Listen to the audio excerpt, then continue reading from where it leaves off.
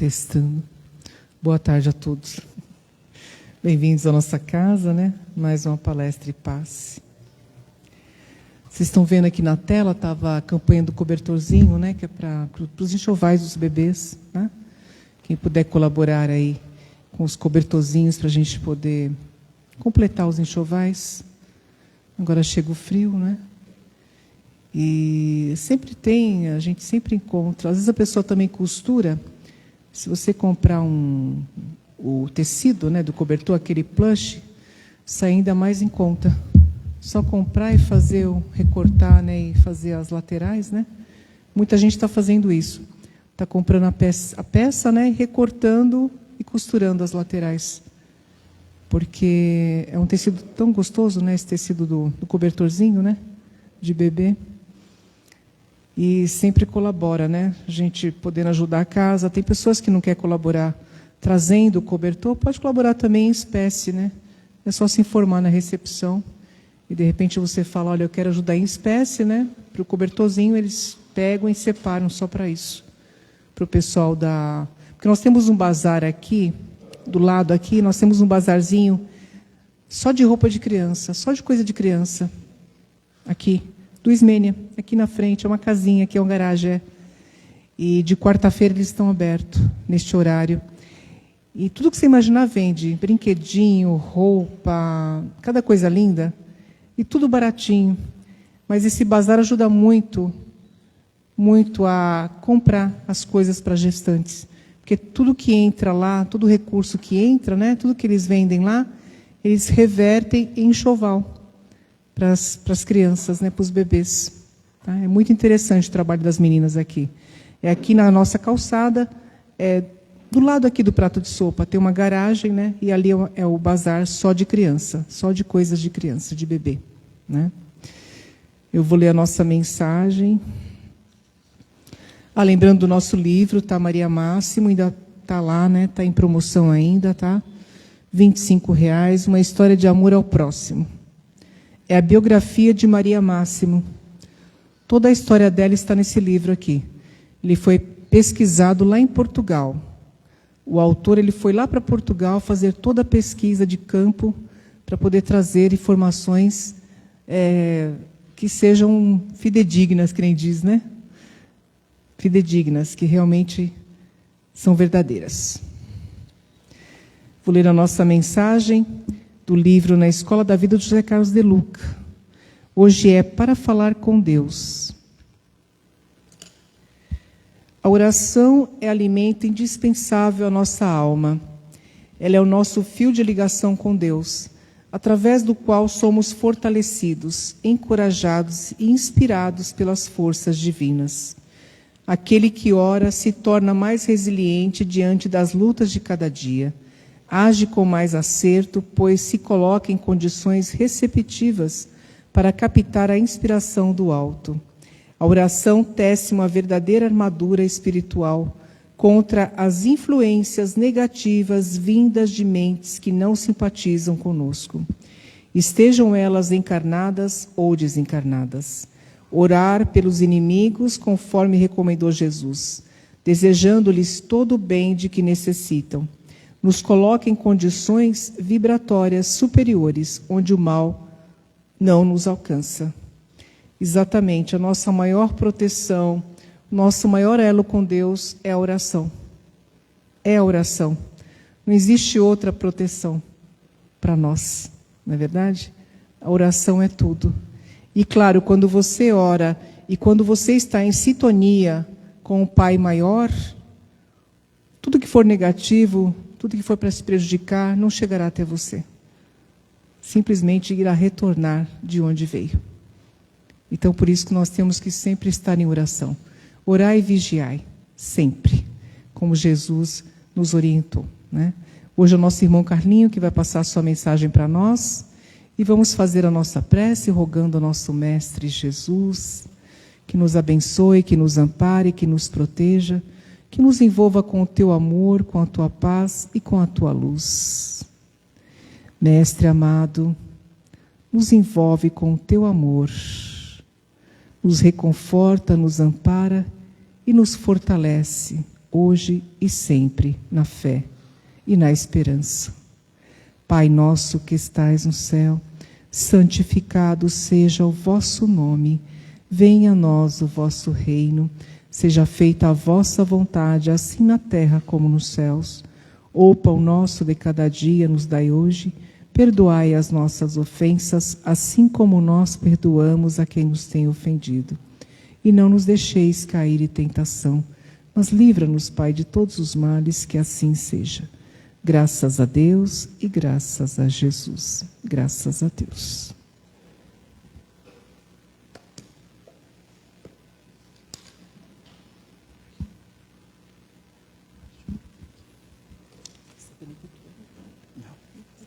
Daqui da casa. Quero. Deixa um copo. Não.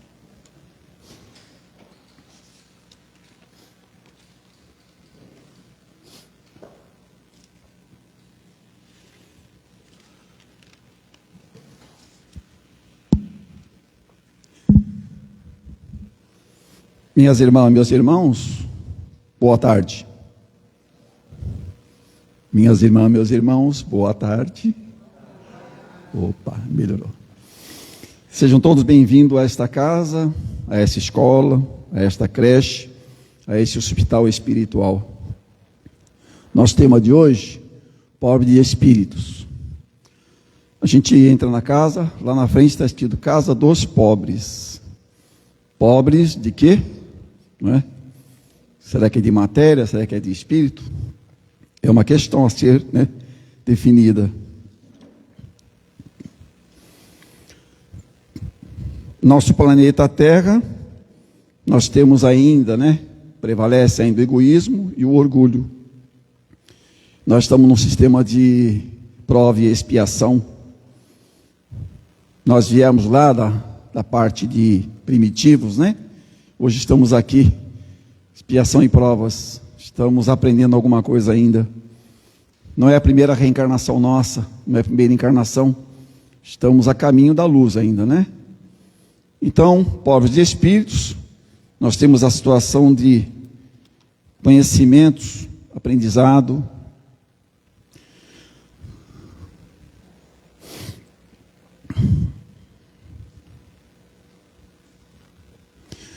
O que se entende por pobres de espírito? Lá no Evangelho, no capítulo 7, itens 1 e 2, nós temos esse trabalho, essa lição para todos. Pobres de espírito são aqueles que, aspirando à perfeição e comparando o pequenino grau de adiantamento a que chegaram, com o ideal a ser atingido, reconhece o quanto ainda são carentes de progresso espiritual. Alguém no meio do caminho desperta. Preciso melhorar alguma coisa. Porque a gente fica na rotina, né? Na correria material, e de repente alguém desperta. Os pobres de espíritos não são os fracos de inteligência, mas os humildes. Aquele que entende, que reconhece, que precisa melhorar alguma coisa. Ele abraça uma religião e começa a trabalhar, começa a estudar. Nós temos essa situação em cada ser. Alguém estava preocupado com a sua vida, já estava com seus 70 anos, estava se olhando no espelho. Puxa vida, estou já com 70 anos. Meu pai faleceu, minha mãe faleceu. Esse senhor, ele era o caçula de uma família grande. Então ele tinha, né, já 70 anos e estava preocupado. E ele dizia para si mesmo em frente ao espelho: não trabalhei, não estudei, não plantei uma árvore, não escrevi um livro, não criei uma criança, não criei uma família. O que será de mim? Estava muito preocupado. E foi dormir. Foi dormir e desdobrou, sonhou. Antigamente chamava-se sonho, né? A gente chama de desdobramento. Os religiosos antigos falam sonho. Isso é sonho, isso é da sua cabeça. Aí ele desperta no plano espiritual e do lado dele um guia. O que foi, irmão? Você está preocupado? Eu já estou com 70 anos, não plantei uma árvore, não escrevi um livro, não criei uma família. Irmão, vem cá. Pegou um livro grande, abriu. Como é seu nome? Fulano de tal. Fulano de tal. Você está com 70 anos. Aqui no nosso livro, você vai desencarnar com 90 anos. Ele tem 70. Quanto falta para ele desencarnar? 20 anos. Você tem 20 anos para acertar a sua vida. 20 anos é bastante tempo, né? Mas passa rápido, não é verdade? Então, aí ele acordou. Aí sim, agora ele vai começar a fazer alguma coisa por si mesmo. Devemos fazer algo por nós mesmos e pelos outros. Se eu não fizer nada, eu paro no tempo. Eu não evoluo. Como eu disse, estamos a caminho da luz. Caminho da Luz é um livro muito bonito. Não estamos na luz ainda, estamos a caminho da luz. Então nós temos ainda aquele segmento ainda, né? Que está longe.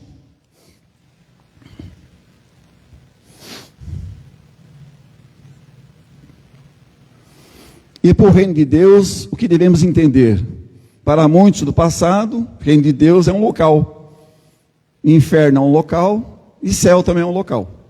Então quando eu morrer eu vou para o céu, vou ficar na redinha, tocando harpa. Ou eu vou para o inferno, apanhar, porque eu fiz coisa errada. Veja como a gente estava lá atrás, com medo de errar. E reino de Deus é um estado de felicidade plena, de doce paz e deleitosa alegria espiritual. É um estado de espírito. Uma vez aqui numa palestra aqui da casa, alguém falou, eu estou no inferno. Ele disse isso porque estava desempregado, perdeu o casamento, perdeu o emprego, os filhos foram embora, ele ficou sozinho. Ele se sentia no inferno. Então ele estava no inferno. É um estado de espírito. Eu estou no céu, estou bem, fui promovido, meu filho nasceu, tenho casa, tenho carro, tenho mansão, tenho piscina, estou bem, tá no céu. É um estado de espírito. O reino de Deus não é necessariamente um lugar especial, mas principalmente um estado de espírito, um sentimento leve, bom.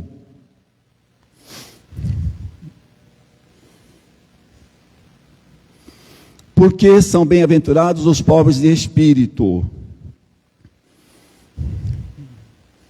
Porque a noção que tem de suas fraquezas e mazelas os faz lutar por aquilo que lhes falta. E esse redobrar de esforços leva-os realmente a conseguir maior progresso espiritual. Ou seja, vai ficar até o último dia trabalhando, estudando, ajudando, orientando, crescendo. Que a nossa evolução é para frente e para cima, e não para baixo. E para cima nós temos uma imensa escada aí. Alguém desdobrou de novo, preocupado com o nome dele. Onde é que está meu nome? Na escada da vida. Sonhou que estava numa escada grande, bem grande. Lá na ponta da escada, ele viu uma luz forte. Estava escrito Deus. Quem está lá é Deus, né? O nosso, na ponta, Deus. Aí ele começou a ler, Deus, Jesus, e foi lendo. Foi lendo. Achei meu nome aqui. Estou a caminho. Estou num degrau. Para chegar lá, requer muito trabalho, muito estudo, muita orientação, muita alegria, muita amizade, muito esforço. Não tendo orgulho a turvar-lhe a visão, percebem melhor suas carências e possibilidades. Ou seja, ele passa a ver e a enxergar, a ouvir e a escutar. Isso é espiritual. Eu só escuto, eu não ouço. Eu só vejo, eu não enxergo. Quem enxerga e vê é o médium vidente. Quem escuta e ouve é o médium audiente. Ele está nos dois planos. Nosso irmão Chico, Divaldo, eles tinham essas percepções. Ver e enxergar, ouvir e escutar. Isso é especial. Isso requer trabalho.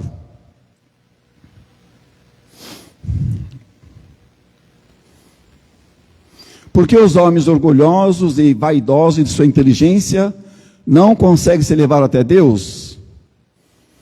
Muitas pessoas, muitos homens estudados, inteligentíssimos, faculdade, bacharelado, não aceitam Deus ainda. Acham que eles estão no limite, tá bom, não preciso de Deus.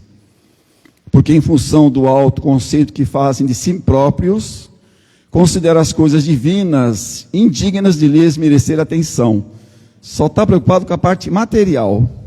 A parte material, nós sabemos, é limitada, né? Ela termina ali. A parte espiritual, ela é eterna. O Espírito é eterno.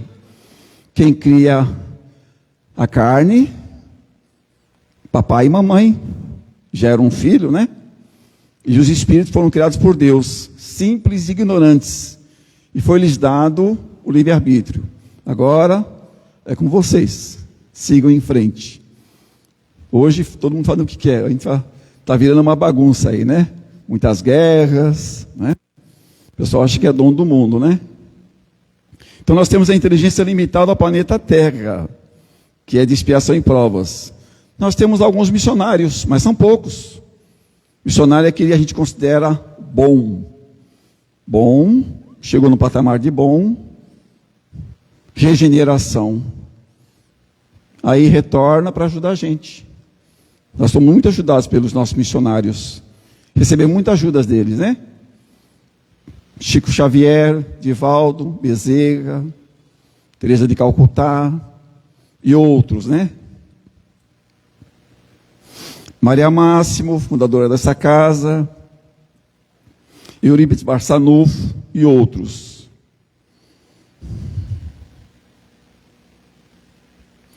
Porque o homem de saber se recusa a admitir o mundo invisível. Homem de saber, inteligentíssimo. A nossa evolução, segundo o Evangelho, está ligada em duas asinhas. A asinha intelectual e a moral. Intelectual é o que mais tem, né?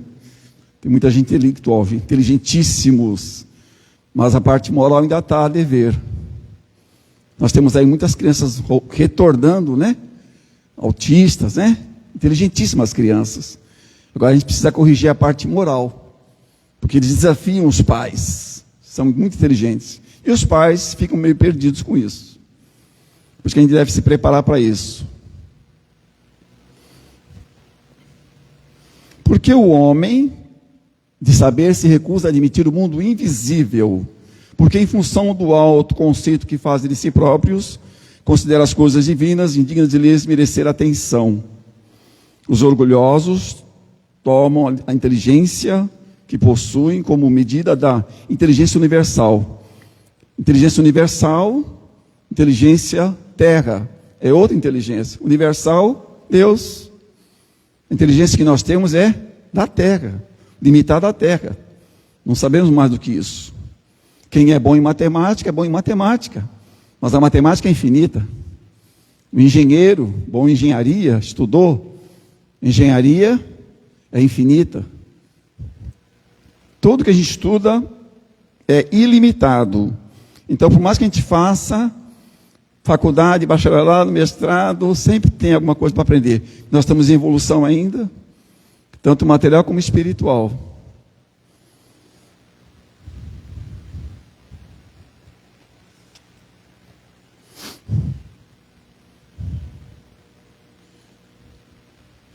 Serão a ignorância e a baixa condição de vida material que nos conduzem ao reino dos céus? Será ignorância? Ignorância, desconhecimento. Não é burro, é ignorante. Eu não conheço engenharia, eu não conheço medicina, sou ignorante disso. Então, desconhecimento total e baixa condição de vida material, é pobre mesmo, né? Que nos conduz ao reino dos céus. Porque o homem de saber se recusa. Serão a ignorância e a baixa condição de vida material que nos conduz ao reino dos céus? Não necessariamente, pois que, na verdade, nos conduz a ele é a simplicidade de coração e a humildade de espírito.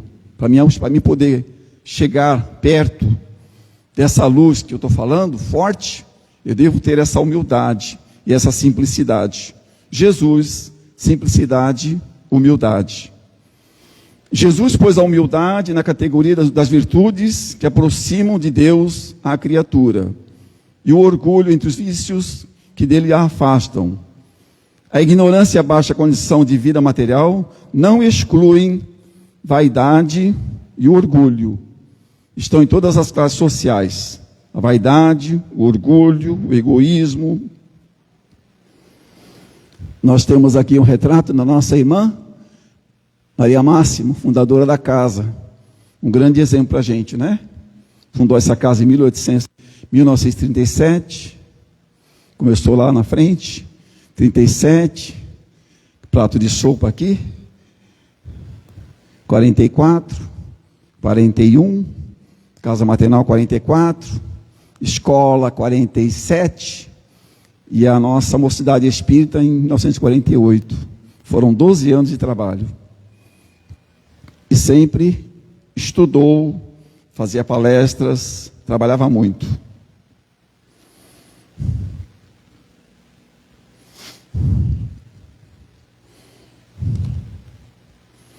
Nós temos a história de alguém que, apesar de ser bom, não acreditava em Deus, não aceitava Deus. Ele estava um grande médico, num grande hospital. Então ele chegava de quarto em quarto e conversava com os pacientes. Bom dia, dona Maria, tudo bem? Está melhor? Estou melhor, doutor. Graças a Deus. Não, graças a mim. E aí, seu Antônio, você está melhor? Estou melhor, graças a Deus. Não, graças a mim. Ele ia de quarto em quarto visitar os pacientes. Era um bom médico, mas não aceitava Deus. Um belo dia, estando em casa com a esposa, 11h30 da noite, jantando, lá fora um temporal, uma chuva torrencial, toca a campainha. A mulher vai atender e, meu bem, tem uma menininha aqui na porta pedindo ajuda. Ela quer que você vá lá visitar a mamãe dela que está doente. Você pode ir lá agora? Ele falou, essa hora? Que absurdo, é muito tarde. Vai lá. Pediu para ir lá. Pegou a menininha, colocou no carro e saiu. E no caminho, ela só indicando o caminho, a menina indicando o caminho. Periferia, lugar longe. A casinha branca, a menina apontou, casinha branca, eu moro naquela casinha branca ali. Aí a menina desceu, correndo, foi para casa, e ele ajeitou o carro, fechou a porta, arrumou direitinho, saiu, foi até a porta da casa. Quando chegou na porta da casa, estava entreaberta, tocou na porta, boa noite, posso entrar? Aí responde uma senhora lá dentro, quem é? Eu sou o doutor fulano de tal, vim visitar você, sua filha foi lá me buscar, que eu precisava, você está doente, precisa de ajuda. Minha filha? Sim, sua filha, a menina pequenininha, vestidinho branco. Tá bom, entra, pode entrar, doutor. Você tem certeza que foi minha filha? Sim, menininha pequenininha, vestidinho branco. Minha filha está no lado ao quarto, morta há 2 dias. Quem foi buscar o médico? Vamos pensar, né? Vamos pensar.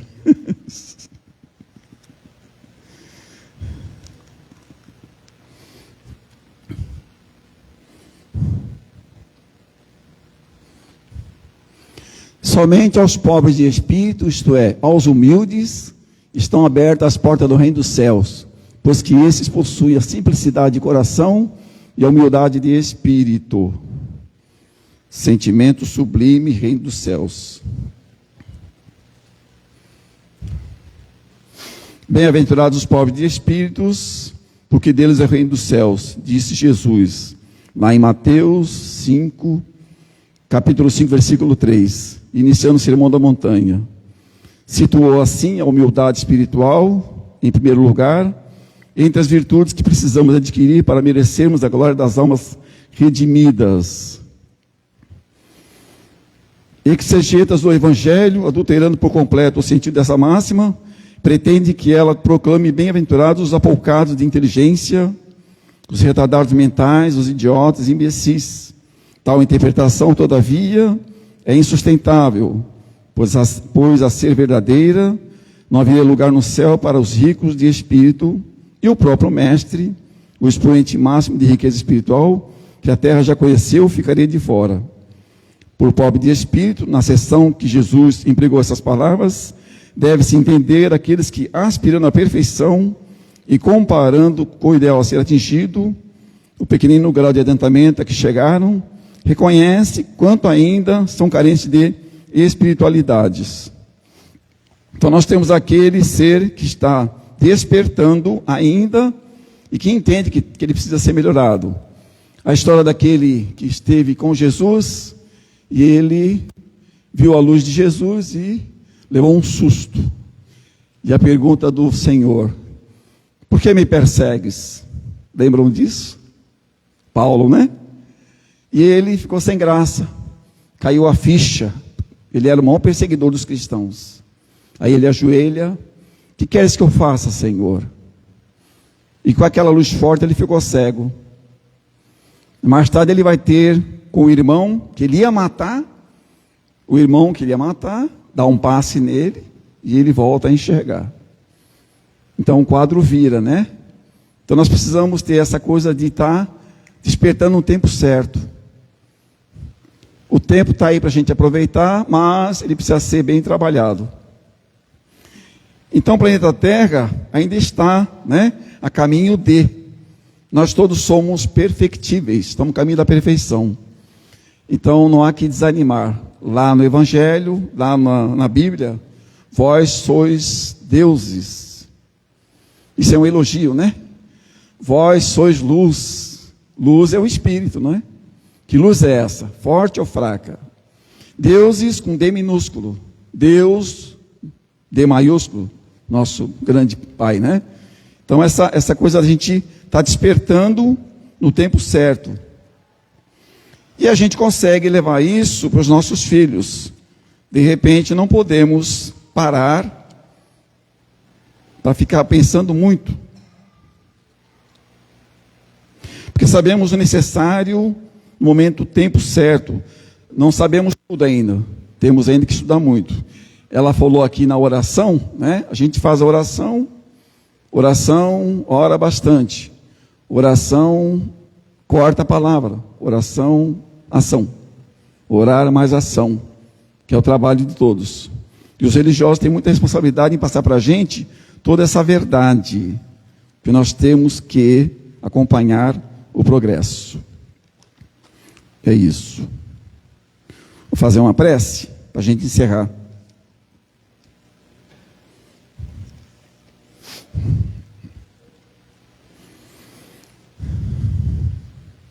Oremos, fechar os olhos. Deus, nosso Pai, Criador do universo, onipotente, onisciente, onipresente, soberanamente justo e bom, único e imutável. Jesus, nosso irmão maior, companheiro e mestre, paz em nossos corações, coragem em nossas ações, alegria no viver, entusiasmo no proceder.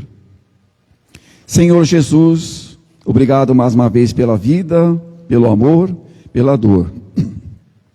O amor sincero de Deus para com suas criaturas, a lua, o sol, as estrelas no firmamento, as pessoas em suas caminhadas diárias, os encontros e desencontros da vida, a lei de causa e efeito que faz com que reflitamos dos porquês da vida, das divergências e das tribulações. Mestre dos mestres, Senhor dos senhores, só vós sois grandes, só vós sois sábios, na dor da luta diária. Glória a vós, ó Deus, nas alturas e paz, muita paz em nossos corações. Glória a vós, ó Deus, nas alturas e paz, muita paz em nosso ambiente de trabalho, de estudo, de labuta.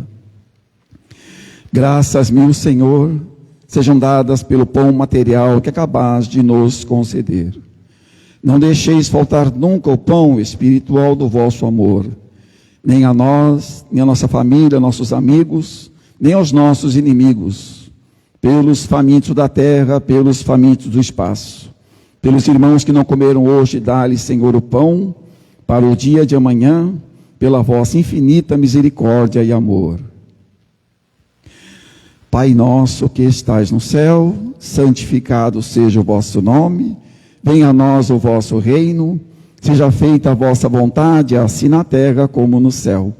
O pão nosso de cada dia nos dai hoje, perdoai nossas ofensas, assim como nós perdoamos a quem nos tem ofendido. Não nos deixeis cair em tentação, mas livrai-nos, Senhor, de todo mal, que assim seja. Graças a Deus, graças a Jesus, muito obrigado, Mestre, que assim seja. Obrigado, boa tarde.